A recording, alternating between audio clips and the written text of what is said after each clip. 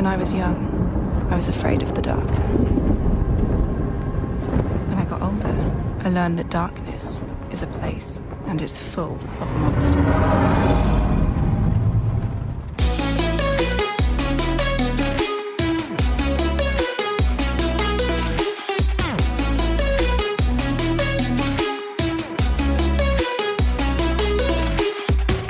Hey, I'm Derek. And I'm Noah, and you're listening to a new season of A Bite of, where we take our current favorite pop culture obsession and enjoy it one nibble at a time. We are officially, sadly, done with Falcon and Winter Soldier, but we got a new and exciting property that we wanted to cover that we're super obsessed with, and it needs to be talked about more.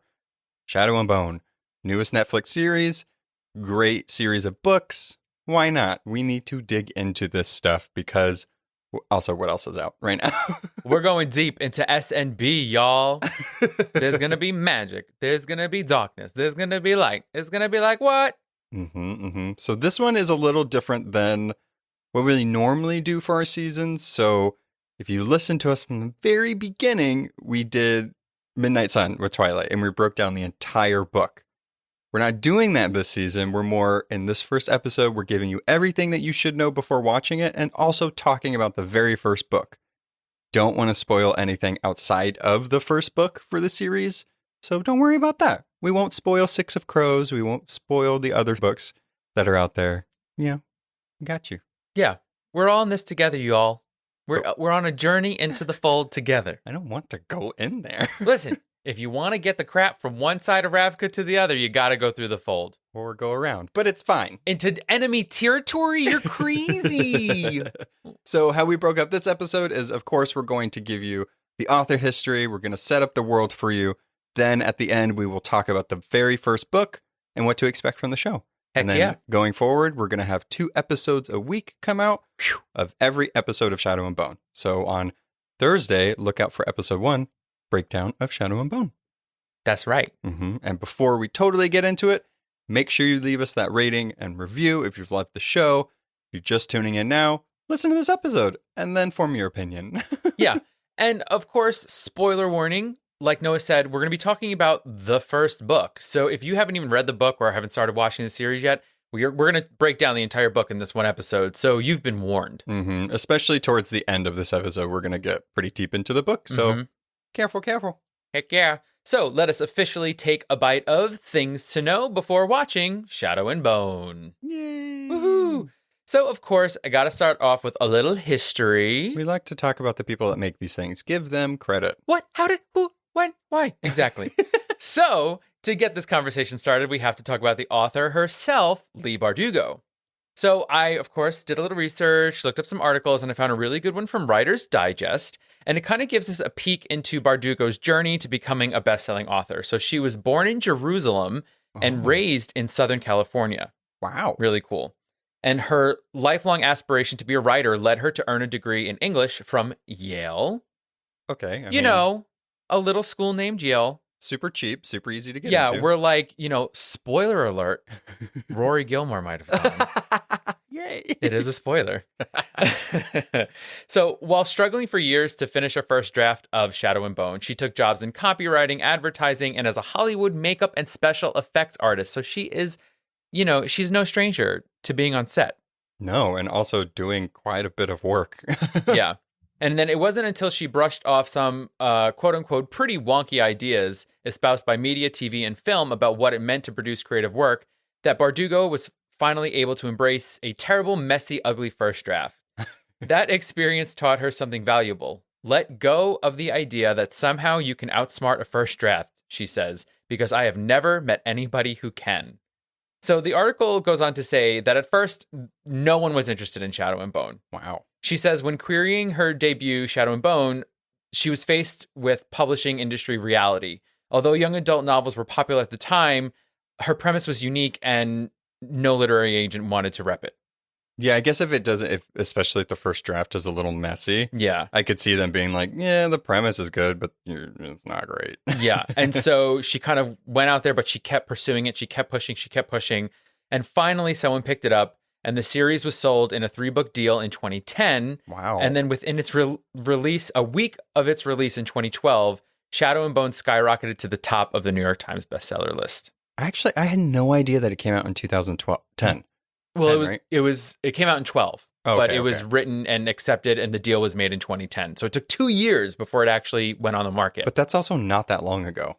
And this book has it obviously exploded because of the show. Oh my gosh, yeah. But I have always heard about this series. Mm-hmm. Heard about Six of Crows, heard about Crooked Kingdom, heard about all of this stuff all the time. And I always kind of put it off because I feel like, especially after Harry Potter and some of those like bigger series that are, considered YA or in that genre, it's like, is anything going to be that good? Mm-hmm. Very surprised with this book. Mm. Just like everybody that didn't give this book a chance, it's like, I think you should give it a chance because it has everything that you might like. Totally. And this first book really kind of sets up the universe and sets up the story for the rest of everything that she builds. Mm-hmm. So going from there, Shadow and Bone, like I said, became a New York Times bestseller, and the Huffington Post said it was the top fantasy book to read that year.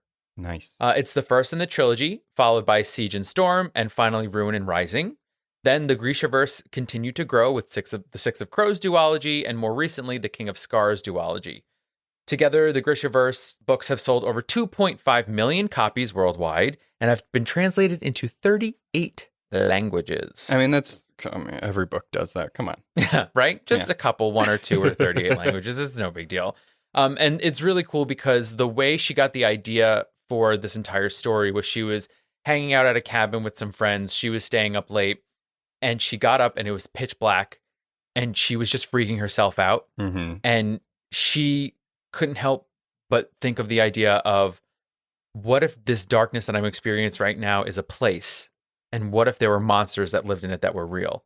And that's what became the Shadowfold. Everybody's worst fear. Right? Gave life to this whole thing. It's what goes bump in the night. I mean, that is really interesting that she came up with I guess, a good plot point in the series. She came up with that first. It wasn't like the character she came up with first, or she didn't come up with the main protagonist first, or, any of that. It was just like, okay, guys, what if the ooky spooky darkness was actually filled with monsters? Terrifying. Yeah. Nobody wants that. And then you have to sort of work yourself backwards, right? Like forward and backwards. Yeah, it's like, so there's this thing that's really bad. How do I fix it? Yeah. How do I get there? How do I combat this? I know. I'll make a lone person be the person who can cure it all. Yeah. I love hearing about how authors come up with these stories. We've heard how Harry Potter was come up with. We've heard about how all these other ones at Twilight, all of those, how they were conceived. And it's like, oh, they were just chilling. Yeah. And like, oh, what if this happened? It makes me think like, oh, I could write a book. I could never, never, ever write a book. But it's cool to see that just normal people are just hanging out in a cafe, hanging out in a cabin, and something very normal happens. But then that imagination gear starts turning. Yep. They're like, oh, I got it. It's just a little seed of an idea. Yeah. And then they plant it and let it grow. And then voila, a worldwide success story. Yeah, no big deal. Everybody does it. It happens all the time. All the time. All the books turn into multi-million bestsellers. It's fine. It's movie good. deals, TV deals. Got it. Yep. I mean, Leigh Bardugo is one of the executive producers of Shadow and Bone on Netflix. I always love seeing the creators involved in it because, one, that's a good sign. Yeah. That's like, okay, they had the input in there. Why wouldn't you want the creator of it to be in there? One. And two, it's just good. It means that their story is continuing and they're still having the process in that. Yeah. Love it. It's even better when they make a guest spot in it. And you could, oh my God, there's Stephanie Meyer. Oh my God, there's Jenny Han. Not to bring up Harry Potter again, but I don't think JK ever made a cameo in any of them, right? Not that I know of. Pretty sure she didn't. Unless she was Dobby. I mean... think so, though. Voldemort. She was definitely Voldemort this whole time. He who must not be named. That is cool. I'm really excited to see if Leigh Bardugo does make a cameo in this. If not, whatever. I mean, it's fine. But we have not watched the series yet. No. So, like, if you've been with us from Mandalorian, any of the ones that we've done, we always don't watch the whole series before we do it because we want to experience it with you guys. Maybe you guys have already binged this entire series, but we want you guys along for our journey of theories and craziness with this and see if we're right or wrong at the end. I do love when we finish a series and someone will like start from the beginning of listening to our episodes and they're like, it's so hilarious to listen to how wrong you all were. It's like, yeah, we were. Yeah, but I love that. I actually like how people will point out, like, you do know this didn't happen. I was like, well, yeah, now we know. We got to the end. Okay, listen, sometimes it works out, and then sometimes it's just completely wrong. And you got to go either way. I mean, it's the whole Mephisto thing. We Oh, got, you know. Mephisto, X-Men, Bonard, all the horrible things from WandaVision. It's totally fine. I'm not, you know what? Get boned. You know, it's fine to be wrong with some theories, but it's so much fun. The world should know I dabbed when I made that noise. He dabs a lot, just so you guys know. Oh, multiple. Yeah. Multiple dabs. Yeah. One dab, two dab. All right, so we got the history of the author and how they conceived this Grisha-verse in this world. So let's get into a little bit of the general plot. We're going to set the story and the stage for you and the location and what it means. So this story takes place in a land called Revka.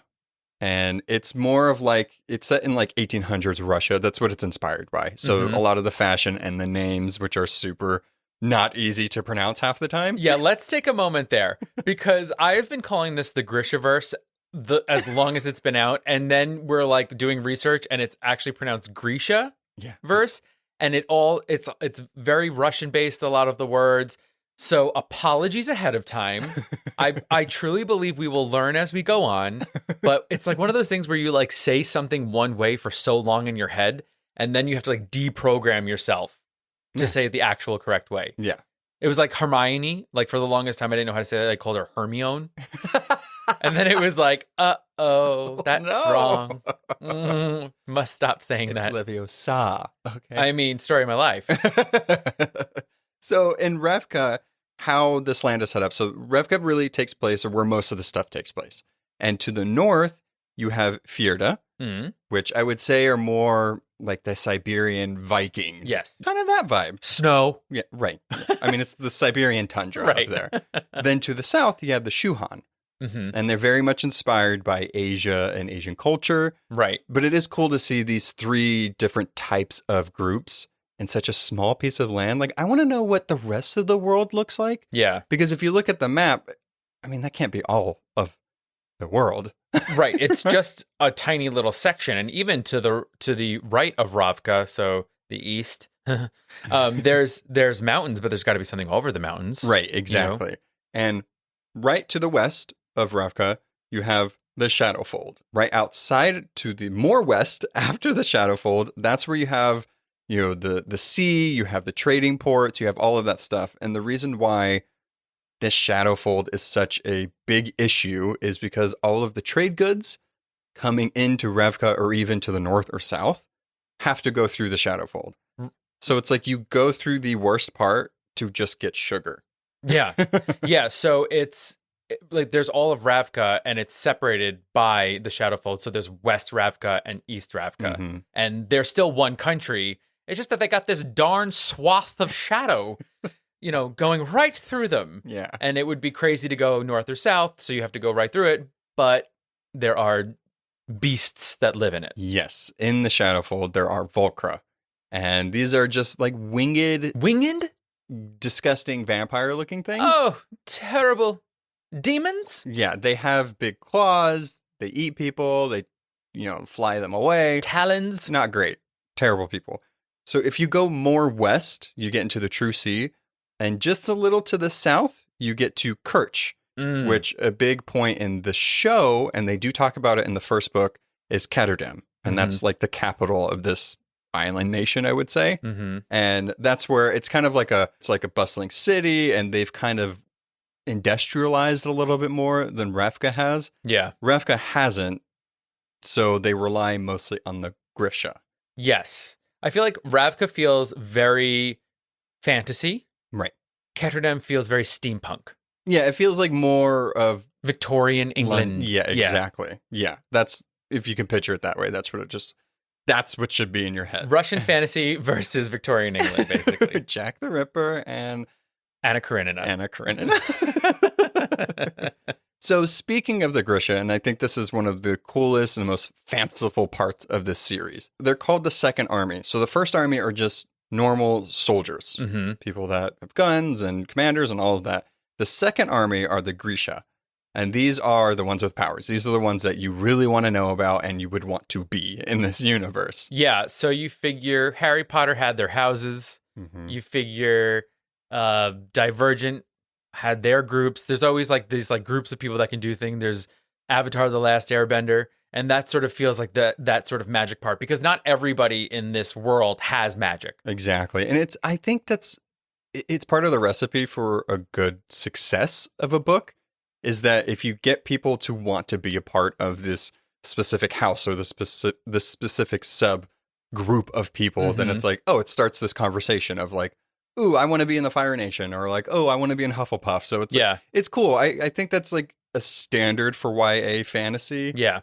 You got to kind of have that stuff. And I also think with any good separation of powers or people or houses, there has to be a color code involved. Exactly. And we do that here. Don't you worry. Yeah. Leigh Bardugo said, don't you worry. You like purple, you like blue, you like red. What you like? So the Grisha, they haven't always been accepted into the normal society. But where we are now, they are the second army. Second isn't first, but they're used, and that's just what helps them get through the Shadowfold. They're used in the army and making materials and all of that stuff. So to break down the Grisha for you, we have the first group, the Corporalki. Corporalki. Sometimes I think if you just say it fast enough, it'll land how it's supposed to be said. It's like the one that is not, it just doesn't roll off the Corporalki. tongue. Corporalki. Try. I feel like I'm too Texan to say that. That's exactly it. You put a little drawl on the R. You're like, Corporalki. It's not going to help. But they do wear red keftas. Yes. And a kefta it's kind of like how would you call it? It's like a very kind of formal, sleek coat that goes to like mid-thigh, I would say, sometimes longer. Yeah, it feels like a fitted wizard robe. Right. With a glorious collar and some fancy sleeves. And how they distinguish these Grisha from each other are the colors. Yeah. And then within the corporarchy, there's 3 different types of Grisha. We have the first one, the Heartrenders. And they use their powers to damage and control others' organs. So they can really like slow down your heart rate, speed up your heart rate, kind of just give you a heart attack. Make you poop your pants. Exactly. So they're like blood benders. Think of them that way, you know? Oh, Swamp Witch. And then the second one, we have healers. Mm-hmm. And it's exactly how you would think. They can heal people. Yep. Like you get a cut, they just trace their finger over it. It's all stitched up, all better. Done and done. And then the last one are the tailors, and they can actually change someone's appearance. So they tend to work with a lot of the upper echelon of society, making them look good, taking the dark circles away from under their eyes, styling their hair. But they're still changing you physically. It might not be forever, but they can kind of give you a little Botox. Right. I mean, you could just think in the upper class, they'd be super popular. Yeah. And each one of these subsets do have, so they wear the red keftas, but their embroidery on them would be a little different, slightly different. Yeah. So they'd be a different color. They'd be like gold or black or whatever the color would be to signify them. The second group of Grisha that we have are the Etherealki, and they wear blue keftas. So they're essentially the order of the summoners. And these ones are the closest one to the Avatar universe, yes, I would say. So your 3 main ones here, you have the Squallers, who can manipulate air. You have the Inferni, who can manipulate fire, and the Tidemakers, who can do water. No earth. No earth. No, which is interesting. Well, that kind of comes into the last class of Grisha. Yeah, but I just want like a Toph-like character. Someone stomping around, kicking racks. Yeah. But then there's these 2 other Etherealki. There is the Shadow Summoner and the Sun Summoner. Which is a myth. Right. The Sun Summoner is a myth, but the Shadow Summoner everybody knows. Right. Yeah. He exists. He's the Darkling. We'll get into him a little later on. So that's really it for the Etherealki. They're kind of like your powerhouses. They're your main front when it comes to a lot of the fighting. Yeah, they are the people that would be in the front lines, especially the Inferni. I would say that they're also a little interesting because it seems like the Squallers, and from in the book and what we've seen in the show, the Squallers can just manipulate air. Right. They can just air bend it. The Inferni need combustion. They can't just be like, fire out of my hands. Yeah. They have like a flint and they need that spark, and then they can control the fire, which I think is interesting. It gives it a little bit of a, I guess, handicap. Sure. You know? Yeah. So that way Definitely. they can't just be breathe fire everywhere. It would be helpful, though, in some situations. Yeah. And then our final group in the Grisha are the Materialki, and they wear purple keftas. And we have the Dorists and the Alchemy. So the Dorists, they can manipulate glass, steel, wood, plants, stone, or anything solid on a molecular level. So they like build things. They're inventors in a sense. And then we have the Alchemy, and they specialize in chemicals like blasting powders and poisons. So they would kind of create a defense for you. Which is interesting. I feel like in the first book, we didn't really. It's not clear how it works. You know what I mean? Like, especially the alchemy, I'm sure later in the series it does. But if you're just reading the first book and you're watching the show for the first time, it is interesting because it seems like some of the summoners need something else to then use theirs. But it's like the Materialki, it's like, so if you just have the base of it, then can you manipulate it into anything? Can you make copper into diamond? You know what I mean? So it's interesting that like, I feel like this magic in this world is very like soft. It's soft magic to where it will change if the story needs it to change. Yeah. There's no like baseline of like, you can't do that. Well, if they need diamonds. You know, I think about it though, especially in this first book. We've only read the first book, and it really does feel like she leaves it open so that she can go places, right? Sometimes if you're too concrete right at the beginning, you're like, ah, crap, I locked that magic rule into place, and now I can't do anything with it. I mean, as far as these Materialki are concerned, we don't really see too much of them. They're more in the labs and like building stuff. Yeah. You know?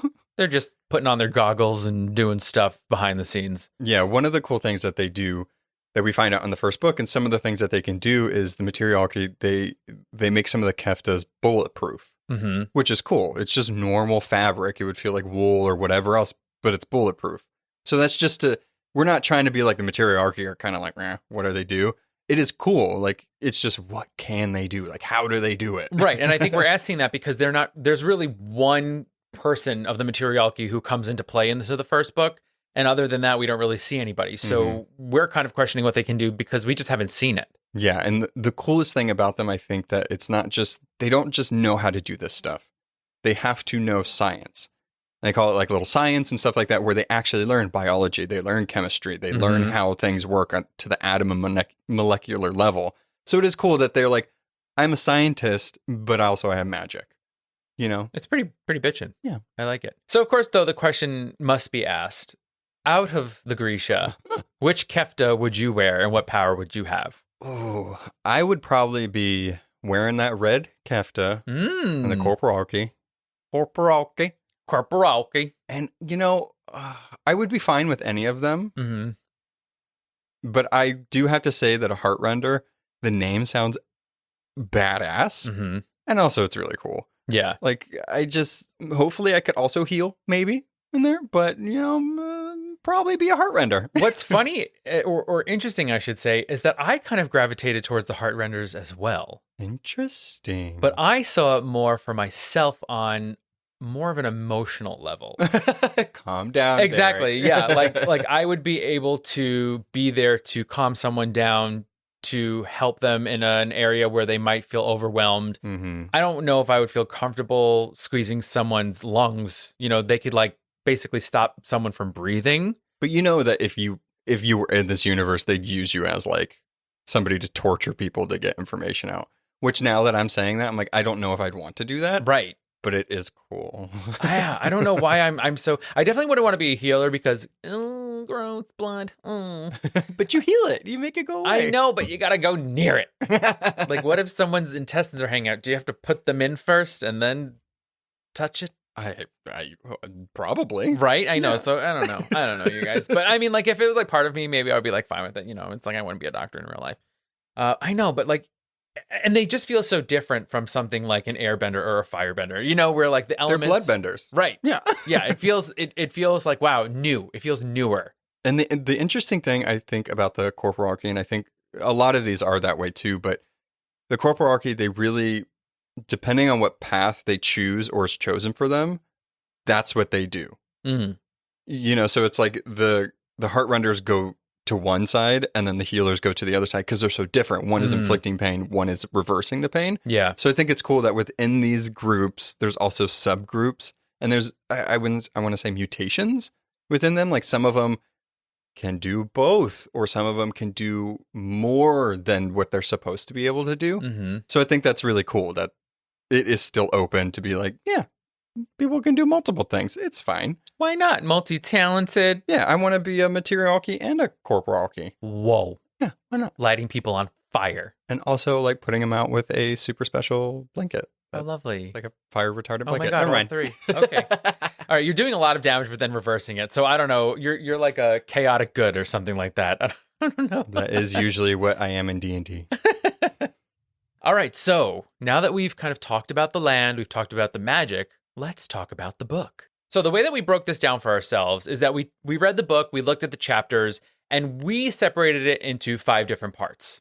That way we can kind of take it one bite at a time. So the first part is going from what's called the before chapter to chapter 4, and it's where we get our story started. Yeah, it's introducing us to Alina Starkov and Mal, which are, I'd say Alina is the main protagonist of this story.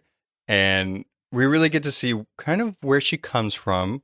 We learn that the Grisha actually test kids at a young age to see if they are a Grisha, which is really cool because we see Alina and Mal, they grew up in an orphanage. Right. They're very close to each other. And when they get tested, they didn't want to unclasp their hands because they didn't want to be apart, which is super cute. Yeah, You know? it's adorable. Yeah. But so you learn that maybe one of them might have had a Grisha power, but they were unwilling to share that because they didn't want to be apart from each other. Yeah, super cute. Yeah. And then when we next meet them, they're all grown up. And by all grown up, I mean like 16, 17. It's a YA book. Yeah. So they're in the army. We see that Alina is a cartographer. So she works in the map making division. And Mal is a soldier. Right. And we learn that Mal is sort of a ladies' man. He's very good looking. People are obsessed with him. And we see right off from the start that Alina has a crush on him. Right, which I thought was interesting. I feel like a lot of times especially in YA books, they wait a little bit. Yeah. They let you let it simmer, but it was very apparent right from the beginning. Alina's like, I like Mal.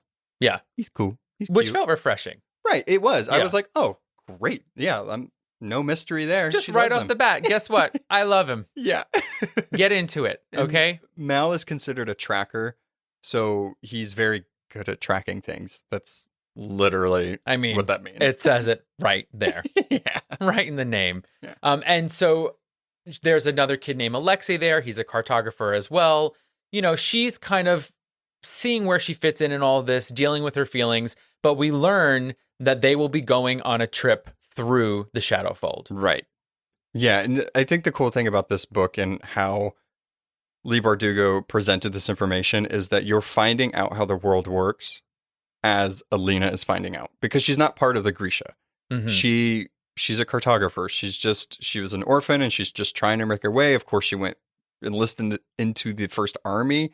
So as she's finding this stuff out, you kind of see Grisha sprinkled throughout here. You see that Mal's like sleeping with one of the Grisha that came by. And, you know, so it's interesting because you're not thrown into the Grisha. And it's a very much like Mal and Alina and most of the people in the first army are kind of like, ugh, the Grisha, like they're high class. They think they're so much better than us and all of that. When it's like, we're doing all the work, all they have to do is just flick their hands around and they get whatever they want. So it's interesting, the class that you see. And that's really what these first 4 chapters are setting up. Right. And you see that the Grisha are definitely treated differently. They have lavish robes, they have better tents, they have better food, and all these people who have been thrown in are doing the hard work are left to just kind of fend for themselves. Yeah, but I mean, also they can just like make all that stuff. So it's not the Grisha's fault. Deal with it. Okay. So Bulletproof tent, sorry. So of course Mal and Alina are tasked to go through the fold. And once they get into the fold, of course, all hell breaks loose. They get attacked. Everybody's starting to get ripped apart. Alexei, sadly, gets taken off and dies. Yeah. You know, Alina's attacked by them, so is Mal. And in desperation, Alina's sun summoning powers manifest themselves and makes all the Volker go away. It kind of separates the darkness from where they're at. And that's the big catalyst for this story. She is thrusted now into you are a Grisha. Mm-hmm. Not only that, but you are like a myth. Right. Because the whole thing is that the fold has existed for hundreds of years. And the only thing that can get rid of the shadow fold is this mythic summoner who no one has ever seen. And Alina would have just gotten tested early on at the orphanage, this would have been a moot point. Yeah. They would have known already. Yeah, true. To some extent. Wink, wink, nudge, nudge. Talk to you later. So the fact that she mysteriously makes this light appear, she is the thing that they have all been waiting for, and she is immediately rushed to the Darkling. Right. Who has been there waiting, and like his tent is the fanciest of all the tents. And she's like, what the hell is happening? And the cool thing about this is that people that were on the ship, a lot of them died. Oh, yeah. So nobody's able to corroborate the story, or there's not many people there that can really say what happened. They just know Alina survived with a few other people as well. And she has not seen Mal since. No. Getting taken to the Darkling, they want to actually prove to see if she is. Yeah, it's very much like, bring me the girl. Right, exactly. And of course, the whole time she's like, she has no idea what happened. She knocked out when she summoned this sun. So they test her, and lo and behold, she is the sun summoner. And of course, her inner monologue and what she's thinking is like, what the fuck? Yeah. But also, where's Mal? Right. And she ends up seeing him there. So she's like, okay, good. He's alive. That's wonderful. But then she doesn't even really have time to comprehend anything because they're like, get her out of here. Right. Get her out of here. And she's rushed away. She's thrown in a carriage. She has no idea what's going on. Mm-hmm. She is seen as this precious cargo. Exactly. Well, because she is. She's like this mythic thing that's supposed to be able to defeat this fold. So, but you have the people in the north, the people in the south, and anybody in between is going to want to either one, kill her, two, use her. So the Darkling is like, we need to get you to Little Palace. Yeah.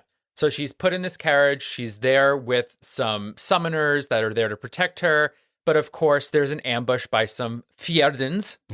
And they come in. She tries to run away. She gets tackled to the ground. This guy's about to hack her to pieces when there's a crack. Mm-hmm. And the Darkling, using shadow, cuts this guy in half. Yeah, this is where we find out that there's like this Omega move with the Grisha, and it's called the cut. And essentially, you have to have so much power to be able to slice somebody in half. Mm-hmm. It's kind of like, it is just like your Megazord formed power of whatever part of Grisha you are. And his is he can cut people in half. Right. Yeah. It reminds me that there used to be a show on MTV called The Cut with TLC's Lisa Left Eye Lopez. She used to go, the cut! And that's exactly what happens. They'd be cutting people. Like literally cutting them? Or? No, it was a competition show and people would get cut. So the only similarity is the name? Oh, yeah, is the name. It just jogged my memory. But it's very much, it is that final move, right? It's that final powerful move that destroys someone that you only whip out in emergencies. Right. And this guy was going to kill her. So that's the end of our part 1. So going into part 2, it's chapters 5 through 11, and this is when Alina gets to Os Alta, which is the little palace. Yes, and which is interesting because it's not.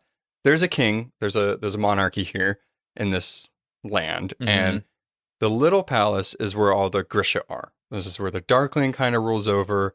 But like the actual palace, I guess you would call it the big palace. Yeah, right. Big and little. So she's taken to the little palace, which isn't actually so little. After all. Yeah. And we also learn the Darkling's history here. Mm-hmm. So he turns out is 120 years old. Right. He looks, springtime fresh though. Looks like a young guy. And he's like, I had this ancestor. This guy was so bad. Oh my God. He's like, he was just so angry. He just created this whole shadow fold. Nobody knows how to do it. That's why I need you, because you're the light and that can get rid of the shadow. And she's like, okay, I guess. But that's really it. I mean, like, she is just thrown into this thing and they're like, okay, you're our savior. It's all good. Mm-hmm. He's like, my grandfather, great grandfather did some bad stuff. So you got to help us fix it. Yeah. And they call this person that created the Shadowfold the Black Heretic, which I think is a great name. I love that. Love that name. Yeah. Especially in like this fantasy type thing. It really gives like a ooh to that name.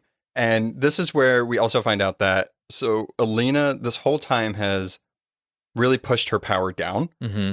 Because she didn't want to show it in the very opening chapter of this. She didn't want to leave Mal. Mm-hmm. She didn't want to be taken away. And she essentially stifled herself. And she just put it in a little box and was never there. And she never knew she had it. And this only time that she's been able to manifest it is in a dire circumstance or when she's getting hurt. So like the Darkling will cut her and then light will come out. Yeah. So she's really manifested her powers a little late. So she's thrown, it's as if you're going to Hogwarts in like the 6th year. Everybody's been sorted into their houses. You have no idea what the Great Hall is and why food just keeps showing up and why there's elves everywhere. That's essentially what she's at. This whole new world has been exploded in front of her, and she's trying to navigate that as well. There's a bunch of different hierarchies with this. Totally. But she meets Bagra, and this woman, she's, oh my God, she's like Hagrid. I'm just now putting this together. This is very similar to this. She lives in like a cottage on the grounds, and she teaches Alina, or at least she's training her. She's trying to get her to summon the light. Doesn't really come easy to her at all. I mean, like screaming in someone's face, summon the light, just over and over again, it's just gonna make them feel bad about themselves. While smacking her hands with yes, the cane. yes. Yeah. We also meet somebody else who becomes a bit of an ally in the kingdom. Her name is Genya, and she's a tailor. But the difference is that she's not wearing red, she's actually wearing white. White and gold. So we see that when you're wearing white in the palace, it means you're a servant. And so she's there to serve the king and the queen, mainly the queen, because the queen is obsessed with her looks.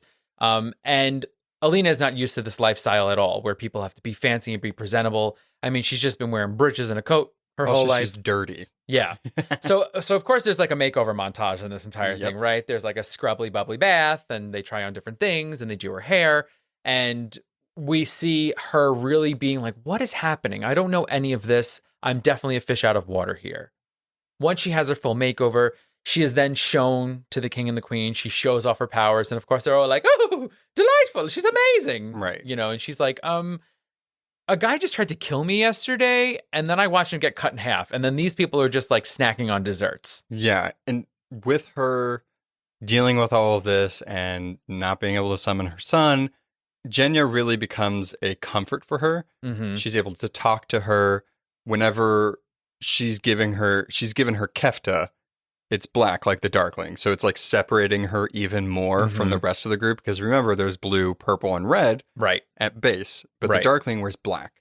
And they try to give her a black one. But she's like, no, I'm part of the Order of the Summoners. I want to wear blue. Yeah. And also she finds out that when she goes to eat, like, you know, lunch and stuff like that, that everybody sits at their own tables and all of the houses are split into their own little cliques.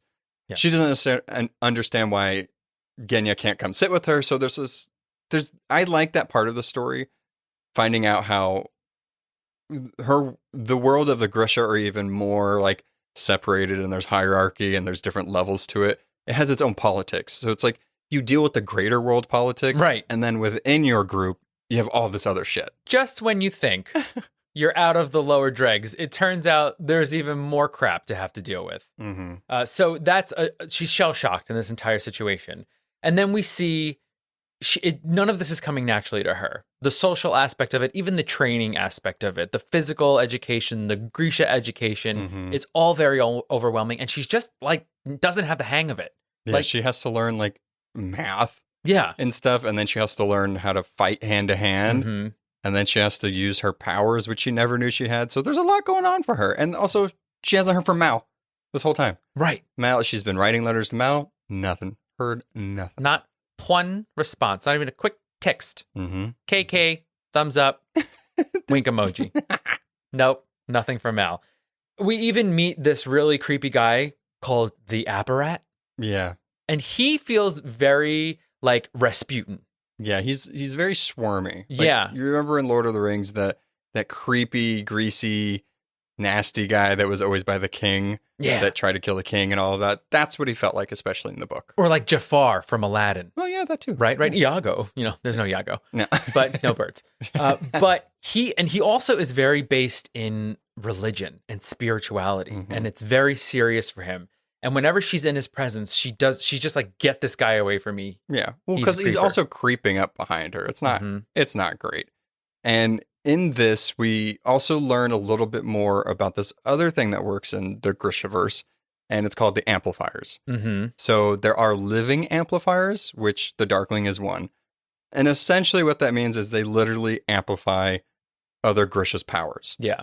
So throughout her training montage would really be like, he holds her hand and then she can really do her light show. Yeah. But she needs to learn how to do it without that. And there's also non-living amplifiers, and we find out that they're like parts of animals, or like you really have to be like goes with like. They say that in the book quite a bit, and meaning that your amplifier, only that Grisha can use that amplifier. Yes. It's one of a kind, only you can use it. Once you have ownership of it, it belongs to you. And it's kind of like the higher status Grisha have the amplifiers, because it's like, of course, you want the commanders and stuff to be like all powerful. Yeah. Not everybody can walk around with an amplifier. And that actually leads us to part 3, chapters 12 through 15. And this is when we hear about the legendary Marizova's herd. So there is this apparently gorgeous all-white herd of deer, and the stag is the one who would have, that would be Alina's amplifier. Yeah, they want to get rid of the shadow fold, and she's taken a little bit to train, and she hasn't really fully, mastered it in any way. And they're like, the Darkling comes up with a plan to get her an amplifier. Like, there's this white stag that is like going to be the most powerful amplifier. We need to give it to the Sun Summoner. Yeah. If she's supposed to get rid of this, just give it to her, and then she can, do her thing. And it feels very legend. Like the Sun Summoner is a legend. Well, the legend of their amplifier. Right. 2 legends make an even bigger legend that will save the world. Yeah. So she knows in her future, there's going to be a point in time after her training where she has to find this stag. And eventually, like, you have to basically kill the beast. Right. You have to kill the beast to get ownership of it. And then that piece becomes yours to help you make your powers extra strong. This would not be a YA story without some messy romance. Oh, heck within yeah. this. So we know that Alina loves Mal. We don't know, because of how Mal is portrayed in the book, he's very, I don't want to say bro-y, but like, he doesn't see Alina in that way. We also don't know. We don't know what's going on in his head. But he's sleeping around with other people and all of that. And there's one time when she's training with Bagra in her little cottage, and things are going great. She's, mastering her sun summoning a little bit. The Darkling and Bagra kind of get into it a little bit, because Bagra doesn't think that she needs an amplifier, and also thinks that the white stag is just poppycock. Right. She's like, nope, Not doesn't real. exist. Right. Darkling's very adamant about it. He's like, I will send people out to get it. It's fine. They end up walking back to the little palace, and he ends up smooching her out of nowhere. So that throws her head into a tizzy, because she's like, whoa, what? Everybody wants him. Why does he want me? I'm just an ordinary girl called Bella Swan. He sparkles. Right. And so it kind of, it is interesting in the fact that she hasn't heard from Mal. So she's like, oh, he doesn't love me. Right. Whatever. And then there's this guy of power. He's very mysterious, and he's kind of welcomed her in, and he protected her. And so she kind of accepts that. She's like, oh, does he like me? Like, why did he kiss me? What is going on? And I think that it's kind of a step in the direction of her accepting this new world that she lives in. Right. Because when she first gets there, she's very uncomfortable. So she doesn't have a hold of her powers. She doesn't like the way things are run. She feels weird. She doesn't like the breakfast. Herring for breakfast. How dare. But, I mean, it sounds awful. Yeah. But as it goes on, because she's there for a little bit training, like it goes into winter time. Right. There's snow, and that's when this kiss happens, and she's starting to really get more in touch with her powers, and it's like, oh wait, maybe I can be part of this universe. Now I might have a boyfriend. You know? Right. So this is all part of her journey of being like, oh, is she gonna become this thing that she never really liked before? And it leaves us questioning, like, wow, she got into that role quite quickly, but why? How could she do that and forget about Mal so quickly?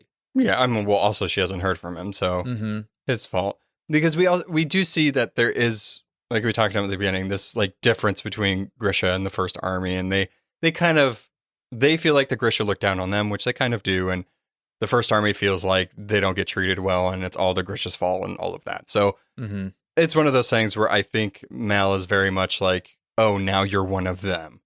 Yeah. Type of thing. But how does she know that? She's not talking to him. He's not talking to him. Whatever. There is this ball, this winter ball. Because it wouldn't be a YA novel without the prom or a U ball. And it's called like the Fete. And essentially it's where the Grisha do performances. They show off all of their skills. So all of the Inferni with the other summoners will, have these performances and everything. And of course, her being the sun summoner, she's going to have a big part in it. So she's like, oh, great. I have to learn hand-to-hand combat and learn math. And now I have to perform. It's fine. I'm a drama major too. You get the whole works at the little palace. You have to be very well-rounded. So during this, she works with the other summoners to create like a rainbow, and then her and the Darkling, their performances together, essentially. He creates darkness, she creates light. It's very sexy. Right. Everybody's like, oh my God, yes, more. Yes, get it, girl. And after this, they end up having like a hot makeout session in one of the empty rooms. Yeah. There's always an empty room. So it's just furthering like, okay, he kissed me that one time, he kind of disappeared, and then he came back, and now he's making out with me and touching my inner thigh. Yeah, and like it says something like presses his hard body against her. Yeah, I mean, hello, Darkling, sun summoner. Gross, they're kids. Well, she is. Yeah, but that's the thing. He's 120. Ew. But he's forever 16. Forever young. No, it's gross still. It's gross. Yeah, I mean, although I guess he can never date in his age range, but it's maybe fantasy. We have brothers and sisters sleeping with each other. And, he went there. He brought it up. He said Game of Thrones. Come on. He said Game of Thrones. Come on. So after this, he leaves the room. She leaves as well. It's very weird. She doesn't know what to think about anything. Then she runs into Mal. Oh, how awkward. So there is a group of First Army people that are walking through. She runs into Mal and she's like, oh my God, Mal, hello. So with this meeting of Alina and Mal, she's like, oh my God, wait, why haven't you written back to me? Turns out he never got any of her letters. Who would have thought that this place that essentially they kidnapped her wasn't sending her letters out? But also he's very cold to her, and it's kind of weird. He sees her and the Darkling really getting along. She seems like she's happy. She's a Grisha now. Yeah. And he doesn't like that because he's somebody in the First Army. Come to find out, he was tasked to find the White Stack. He was tasked to find the herd. So it's this whole back and forth of like, Alina's happy to see him. He's like, ew, you're a Grisha now. And she's like, wait, what? You hate me now? What the fuck? And then they go their separate ways angrily. So moving on from there, Alina is confused. Mal's being cold to her. The Darkling's being very hot to her. And people are obsessed with her now because they have seen her use her Sun Summoner powers. It's there. She is their savior. So after this whole very confusing and taxing evening, she finally wants to go back and just sleep. She's become very accustomed to her gorgeous bed. But no. Bagger shows up. Right. And she's like, girl, you have GTG. Got to go. Because it turns out that Bagra is actually the Darkling's mom. Which is also weird because the way they describe her, and obviously the way she looks in the show, she's much older. So, I mean, I guess the Sun Summoner and the Shadow Summoner can never not age. But you wouldn't have thought. I thought that was a good twist in the story that she's like, oh, by the way, I'm his mom. Yeah. And he sucks. He's bad. Yeah, because he's actually the one that created the Shadow Fold. Okay? And girl, guess what? He doesn't want you to get rid of the Shadow Fold. He wants to use you to help spread the Shadow Fold. He wants to use it as a weapon. Yes. So the thing is that the Sun Summoner, although they can get rid of the shadow, the light that the Sun Summoner brings is like the only defense against the Volcra. And they would hurt the Darkling as well. Right. Like he can't just go in there and be like, hey guys. Yeah. No. They want to kill everyone because we learn that these are actually these sort of mutated people that used to live in that part of the land. So anybody that goes in, more Volcra. Yep, exactly. So he wants to use her to keep the Volcra away from him as he expands the fold. Right. And just basically wants to terrorize all of Ravka and keep them under his control. She's like, I was trying to get him to not get interested in the stag because I know that he wants to use it to own you. He essentially wants to like puppeteer her because if he can get the stag and do this like ritual, he can control her. He can control her powers essentially. So that's no bueno. Not good at all. So she gives her some clothes, throws a cloak on her. She's like, look, the performers from the Fete are leaving. You hop on one of their wagons. Good luck. Bye. Bye. And that's it. Alina's entire world gets flipped again. Yep. everything that she sort of learned to trust is now the worst. Yeah, part of me was like, I mean, right from the beginning when I was like, oh, his name's the Darkling, he's probably bad. Yeah. Come on. But then like you find out in the story that there's legends of him, or people in the First Army that aren't Grisha have heard stories about him, like, oh, he did this thing or he did this thing. And like she kind of asks him about that throughout the book and like, well, I heard that you kind of like tortured these people or did this thing. And he's like, do you believe that? And she's like, oh no, you're handsome. You're so cute. Right. So like it is interesting because I was like, oh, maybe they just call him that and he owned it. And then when he was like, oh no, I'm actually the Black Heretic, it's like, okay, so yeah, you're the Darkling. You're bad. It says it in bad the name. news bears. Yeah, absolutely. So that's when we get into the next part, what we're calling part 4. This is when Alina is really on the run. Mm-hmm. So in this first instance, we see her being just like thrown into this. She's like, I got to get some meats and cheeses to survive. This part was interesting because it felt a little different from the rest of the book. She's on the run. She has to go from back of carriages to like hiding in alleyways, sleeping in barns, stealing food / buying food, and also making sure she doesn't know if people are after her. Like Baghra is told him, I will tell them that you're sick. Mm-hmm. And that's why like, oh, nobody will find you. It will give you like a day or so. Yeah. So she doesn't know at what point, like, are people after me yet? People just saw me go back to the room. Like, what the fuck is happening? Because also you have to think like Genya, like her friend that has been there through the whole thing has really been a comfort for her. It's like, is she going to know? Like what's going to to Like, is she going to go into the room and be like, right. What? She goes there every morning. She helps her gets ready. And it's like, Yeah. no, she's sleeping. What? No, she's not. I have to get those bags out from under her Yeah. eyes. They're like, the ball took too much out of her. She's quite tired. She's not used to such affairs. But really, she's on the run. Mm-hmm. And we see early on that there's some soldiers out there. They're looking for her. She ends up going down a river. She loses most of her supplies. Yep. She comes to the edge of the river. She's climbing out. And then who finds her? Mal. He's a good tracker. Indeed, he is. Mm-hmm. So he kind of knew something was up. He finds her. He's like, you are such a mess. You're leaving tracks everywhere. I found you in a second. You better chill. Yeah. He has to. It seems like the group that he was with was now also tasked with like, hey, if you see Alina, let's get her back. Right. So now we know that the Darkling and everybody's trying to find her. Mm-hmm. It is interesting through this whole part because she's like, wait, is Baghra telling the truth? Mm-hmm. Like, he kissed me. Why would he kiss me? This is weird. I did feel weird when the kiss was there, but it felt also right. But he's also an amplifier. So it is interesting. And Mal deserts his post. Yeah. He's like, okay, fine. We need to find this stag before they find it because apparently he knows where it is. He's able to track this stag. And of everybody in the history of Revka, of course, her best friend and love interest is able to find this stag. Well, you know what? Like finds like, right? So she is the mythical sun summoner. He's the mythical tracker. It just makes sense. Yeah. It just makes so much sense. They kind of are now on their own, figuring this all out. What are we going to do? We got to get there before they get there. And now this section of the book is really them on their journey. And and the thing is that not only is she a deserter, but he's really a deserter. Right. So when you leave your post, it's seen as treasonous. Mm-hmm. And so now they're both these fugitives. Yeah, and they decide, we get the stag, we'll get rid of the Shadowfold, everything will be right. We just need to foil the Darkling's plan at this point, because if they get a hold of it, they're fucked. Yeah, so this whole section of the book is really them traveling up north to find the stag. Mm-hmm. And along the way, we see them stumbling. It's not a smooth path for them. So there are things where they're trying to hide, they're trying to be quiet, like they're still hiding in barns and stealing clothing.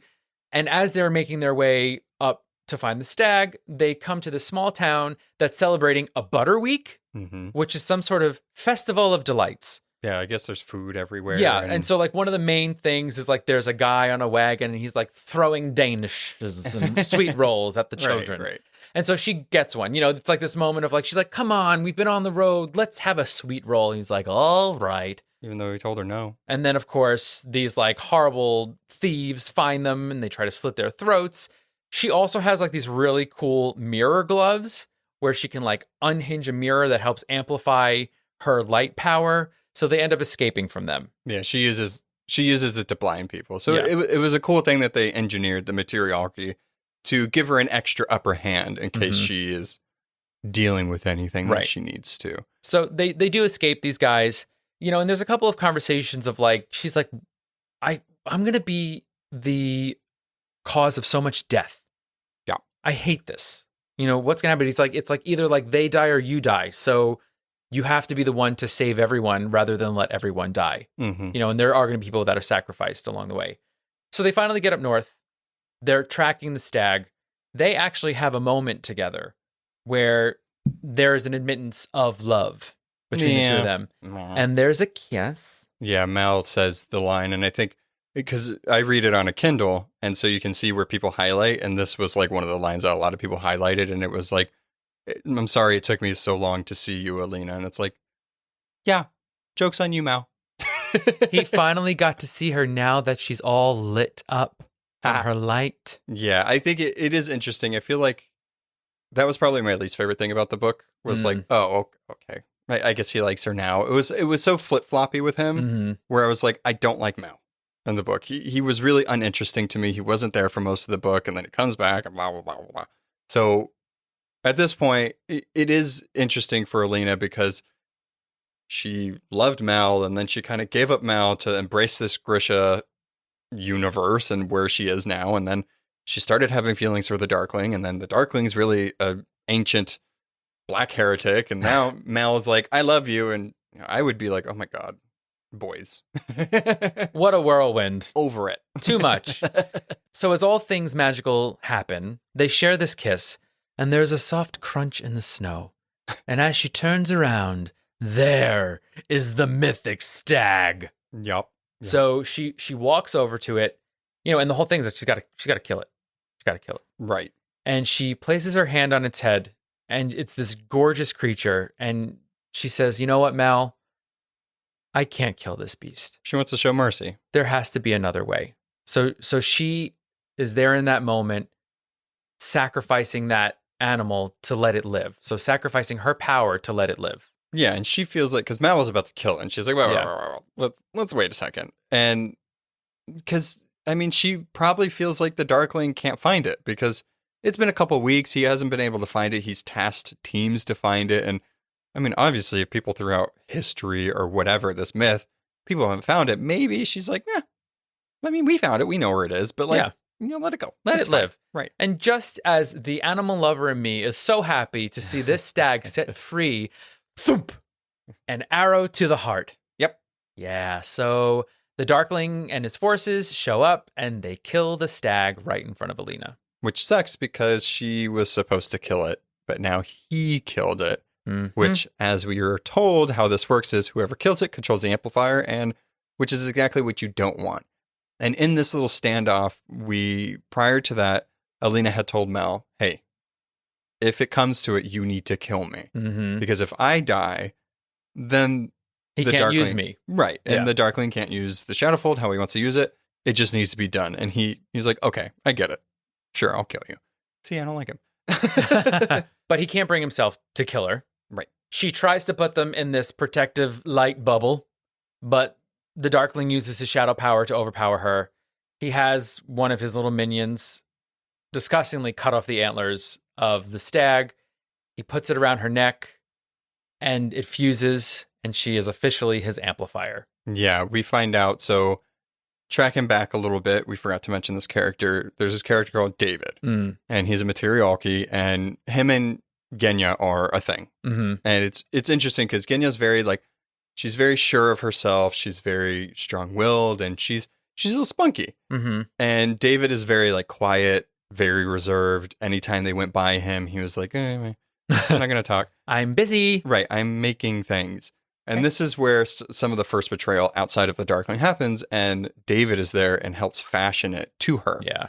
And so it's not good for her. She has no idea where Mal is again. She doesn't know if he's dead or alive. Yeah. And now she's a freaking puppet to the Darkling. She saw David. She's like, where the fuck is Genya? What are you doing? And now the Darkling betrayed her again. Yep. And that leads us into the final part of the book. And this is where the ultimate betrayal kind of continues. So they get taken back to the little palace. and she sees Genya, and Genya is like changed her robes. And Yeah, now she's in like red. Yeah, she's like, girl, what happened? She's like, well, he gave me power. I've been a serf to these people and I've been sick of it. She, there's this whole other storyline where she was like put upon by the king, Yeah. which is really disgusting. And she's like, well, guess what? Now I have power. You can't, it's hard to blame her because, Mhm. she's been taken advantage of for so long. She had a unique ability and they exploited it. Yeah. Essentially. And there was a coup essentially. And the king is sick, in quotes. The queen doesn't want to come out of her chambers. And so it seems like the Darkling is really moving forward with his plans. So the king or queen are out of the way. Mhm. The apparat is also kind of in some weird proxy on the throne. Yeah. It's really weird. And Genya's like, the Darkling knew that he gave me this position. He saw my abilities were worth something more. Mm-hmm. Well, what can I say, girl? Sorry, bye. Yep. And that was really the last we saw of Genya. So again, Alina is dealing with everything just being topsy-turvy. All the people she thought she could trust, she can't. She finally got Mal back, but now he's in jail. And she's told that they're going to set sail into the Shadowfold where the Darkling will begin to execute his plan. So she gets one final night with Mal to sort of say goodbye. Yeah, and in this, she tells the Darkling that she'll kill herself. She'll try to to where he can't use her power. And he's using Mel against her. Right. And he is like, if you do that, I'll kill Mel or blah, blah, blah. So he's using this all against her. And he also tells her, you cannot tell anybody about this because I'll kill Mel. Right. So all the other Grisha, everybody else that are there, she's been in hiding or preparing for this moment. Mhm. That's what the Darkling told everybody. So she has to lie about all of this in front of everybody and act like everything's fine when it's not fine. And in that last night with Mel, he tells her, okay, you do this, Mel will be fine. But then she finds out, oh, he's going to be taken into the Shadowfold with us where I'll kill him. Right. And she gets one last night with him. So it's like, what? Yeah. What is she supposed to do? He's just the turd of all turds, the Darkling. I mean, that's what we've come to learn. He's willing to sacrifice anyone to get what he wants. He's even willing to betray his own mother. Yep. To get what he wants. Mm-hmm. So Alina stands no chance. And, with this collar on her, she can feel her powers being suppressed again. And it's just, she's trapped. Yeah, she feels they've used it a few times prior to this to make sure it worked. And she's tried to stop like the summoning of sun and stuff like that, but she can't. No. She can feel the Darkling like kind of push it Yeah. and use it and manipulate it, and she has no control over it. Yeah. Which sucks. So the big climactic scene of the book is when they set sail into the Shadowfold Yup. the second time. Yup. Mal's there. Alina's there with her fancy new collar. Yep. Darkling's there. Other people are there. They brought a ambassador from Fjerda, the Shuhan, and some other people from like the royal whatever to show like, oh, we're going to destroy the Shadowfold. Wink, Yeah, wink, they're wink. all like, yay, this is going to be fantastic. Right. And doesn't turn out that way. Nope. So we actually see on the other side of the Shadowfold, there's this small port town where the ships usually come in, the skiffs come in, and this is where a lot of the trading happens. And we see him expand the fold after he forces Alina to keep the Volker away. And we see this town being destroyed. Mhm. Women and children and men running for their lives, but ultimately being torn down by the shadow. And when he pulls back the shadow, the town's just decimated. It's gone. Yeah. There ain't no town left. Or Nope. people. Yeah, it's awful. More Volker, though. There you go. More friends in the fold. How nice. And at this point, they throw Mal off the side of the ship. Yeah. And the other representatives from the other land are like, oh. Yeah, what? This is no. This isn't good. This is actually worse. Yeah, I don't know why we're here. So everyone is panicked. So in this moment where, she's been trying to battle this hold that the Darkling has in her, Alina comes to realize that by sacrificing the stag's life in that moment, she actually took ownership of its life. Mm-hmm. So she actually has the power of the amplifier. Yeah, it was like the stag accepted her Yeah. prior to the Darkling killing it. Yeah. So, I mean, he did kill it, so I guess that would give him the ability to do that, but she's the true owner of it. Mhm. And I think with everything happening, she just really didn't Well, realize it. she forgot to believe in herself. And then she finally does. Yeah. And then the stag's like, you got this, girl. And sure enough, things start to get crazy. So they've thrown Mal off the ship. They're like, let the Volcra have him. And she's like, no, not on tonight. And we see her finally build up all this energy and she cuts the ship down. Yeah. And she was asking people on the ship to help her. Mm-hmm. She was like, you guys just saw what he did. This is what I've been trying to say that's wrong. Help me. Nobody helps her. Nope. So she has no qualms with destroying the ship. She's like, oh, okay, none of you want to help me? Well, fuck all of you guys. Cowards. Yeah, so she cuts the ship. She's able to, I mean, she has the amplifier in her now, so she can kind of do whatever she wants. She takes Mal and they go outside. They go the west side of the fold, of the shadow fold, and they escape. Great. Mm-hmm. Yay, but the Darkling is possibly still there. There's 2 more books in the series. Yeah, he's there. He's there. Like you can like almost hear him cackling in the distance. Yeah. Curse you, Alina Starkov! Then we have a little bit of an epilogue here, and it's a little poetic. Like their names aren't used, but we know that Alina and Mal are now these ghosts on a ship making their way to the other side of the sea. And their journey is going to continue. Right. It's not ended yet. Nope. So that's how the book ends. So you got a little bit of a breakdown of the book and what happens, and hopefully we touched on the most important parts of it. But, I think it's good to just talk about the book as a whole and like what we felt about it. So I think where it ends was interesting for me. Because it just left it open. Like there was no conclusion. It was like a stopping point for it, but obviously there's more. So I thought that was interesting. And when you read it on a Kindle, when you get to the end of the book, it says you're at like 61%. And I was like, wait, but it's all just the extra stuff. And I was like, this book lied. Yeah. I thought there was more coming. No more. Nope. Yeah. Yeah. I think looking at it as the first book in a trilogy that sets up an entire universe, I think it does that job well. I think as we were sort of passively mentioning, we were talking about things that seemed like other sort of properties. And I do think there are little tropey items in here as far as like a love triangle and unknown powers and just a plain orphan girl being the savior. Those seem a little tropey, but I think those are the tools that Bardugo uses to build this larger world. Yeah, I think, that would be my biggest thing. Like, I didn't care for Alina. I thought she was very passive and very like, okay, she's likable. Yeah. But I definitely liked her more than like Bella Swan and stuff like that. But like, it is that trope. But the saving grace is the compelling world. Yes. It's very compelling. It's very, I believe it and I like it a lot.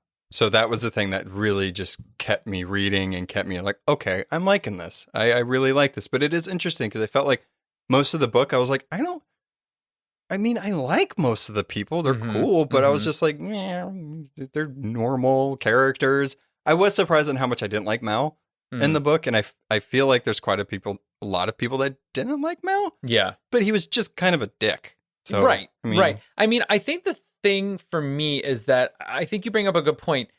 She seems to just be a pawn in this whole plot. Right. Like Alina herself isn't driving any of it until the last moment. She's kind of just getting thrown around from place to place. Like she's literally being thrown in a carriage, thrown in a boat, thrown in a lake, thrown, you know what I mean? So she doesn't have any control. So she's not the driving force behind any of the action that's happening until that big climactic scene. Yeah, I think until she was just like, you know what, fuck this. Yeah. I'm going to do this myself. So that's when I think I'm looking forward to the next books in the trilogy, because I'm hoping that she'll have more power and more say and more control over where she's going and what she's doing and how things are being executed. Oh, yeah. I'm sure, for sure. Yeah. That it goes more into all of that. I'm curious if there's more mythical creatures in it. Mythical creatures, a lot more summoner people. It's going to be exciting. But I think, like I said, as the start of an entire world, I think it gets the job done. It's entertaining. I was never bored. It moved quite quickly. I do want to say that the action and the story of the book was very beat to beat. Every chapter was setting up something happened at the end of it, and it made you keep wanting to read. I thought it was it was pretty smartly written. There's world building in it, but I liked that you found out about it with Alina. Yeah. It wasn't like, here's how the world works, blah, blah, blah, blah, blah, blah. Agreed. It was, it's conversation, you're finding it out. And she's like, wait, how does this work? And then so I very much appreciate that type, especially in fantasy, because it can get really dry. if it's not explained correctly. And the fact that at the end of it, they're on a boat. It's like, water? Yeah. Oh my gosh. Sea adventure? Okay. Pirates? Oh dear. So I think there's a lot to look forward to in the universe. And the book itself was a good setup. Yeah. All right. So that's what we feel like you should know about Shadow and Bone before you watch it, or if you've already watched it and you're like, I didn't get it and didn't read the book. Hopefully this helped, because we definitely like reading the book while watching these things. It's good to know source material and knowledge. And so we'll be talking about the show. We'll be going through it, talking about the differences, talking about if it was a good adaptation of the book, and hopefully we'll get a season 2, and hopefully we'll watch it because the season 1 was good. Very exciting. I know it's kind of this thing of like having to watch the show but not read the upcoming books, but like I don't want to spoil the show for myself, even though I sort of did, but there's other aspects that might not be spoiled. Sure. You know what I'm saying? Well, I mean, I'm sure they always change it, so yeah, you should totally read it. All right. See you Thursday. Bye. Thanks for listening to A Bite Of, artwork and editing by our own Noah. Be sure to subscribe and follow us on Instagram at A Bite Of Pod and on Facebook at A Bite Of. If you have questions, recommendations, or just want to say hi, you can email us at abiteofpod@gmail.com. You can find us on all podcast platforms. Please be sure to rate and review to spread the word. Hope you join us next time on A Bite Of. Bye.